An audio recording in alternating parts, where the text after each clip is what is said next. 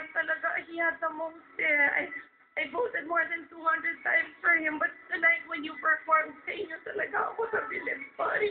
Kuya Rico, sorry. May sayang sabihin.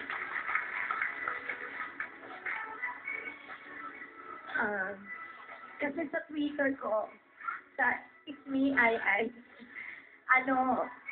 alam ko talaga siya ang number one. Si Mang Rico. So, alam ko, pasok na siya. So, ang binoto ko talaga yung Madrigal.